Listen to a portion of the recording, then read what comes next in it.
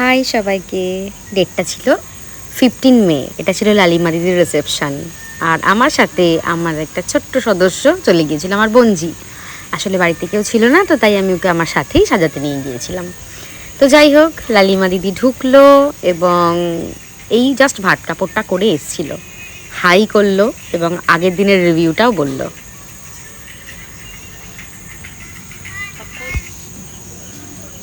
আজকে কেমন লুক চাও তুমি, কি বলবো?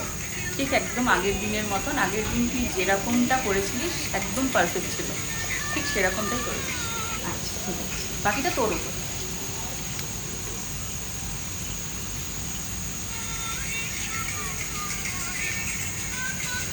এই যে আমি একটু ভিডিও করতে পারিনি, এত চাপ ছিল। এই যে বঞ্জি, ও শুয়েই পড়েছিল, প্রায় এসি চলছিল বলে। মারাত্মক গরম ছিল বাইরে ওই দিনটি। এবং শাড়িটা আমি একদম অন্যভাবে পরিয়েছিলাম। এই ফার্স্ট টাইম বোধহয় আমি এটা পরালাম এবং ট্রাই করলাম। তো যাই হোক, দিদিকে একদম স্কিন টোন টাইপেরই রেডি করতে বলেছিল। হেয়ারের রিকোয়ারমেন্টও তাই ছিল যে নর্মালের মধ্যে, খুব হেভি কিছু না, তাও যেটুকু মানাবে আমি ওটা করে দিয়েছিলাম। আর এই যে জুয়ের মালা, রিসেপশনের দিন জুয়ের মালা বেশ অন্যরকম নতুনত্ব, সুন্দরই লাগছিল। তো যাই হোক, তোমাদের শাড়ি ড্রাপিংটা কেমন লাগলো অবশ্যই জানাবার। এই যে কানের দুলটা একদম নতুন, ইউনিক, আমি এরকম কখনো আগে দেখিনি, তাই ভিডিও না করে একদম পারলাম না।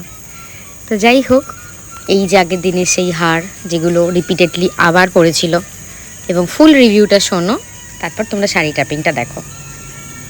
আজকে কি বলবে লালিমাদি, কেমন লাগলো? আমি তো ফুল স্যাটিসফাইড, ভীষণ ভালো। আমি যেমনটা বলেছিলাম তেমনটাই। বাকি সবার থেকে রিভিউ নিয়ে আমি কালকে তোকে জানাবো। একদম।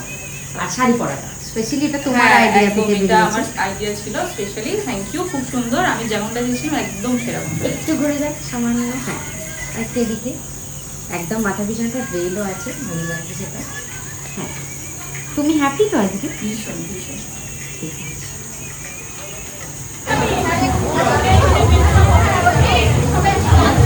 কি বলবে, সিঁদুর পরাতে তো ভুলে গেছিলাম।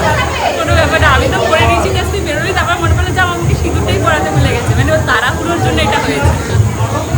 আদারওয়াইজ ঠিক আছে তো? দারুণ দারুণ। সবাই বাকি সবার থেকে রিভিউ নিয়ে ঠিক আছে।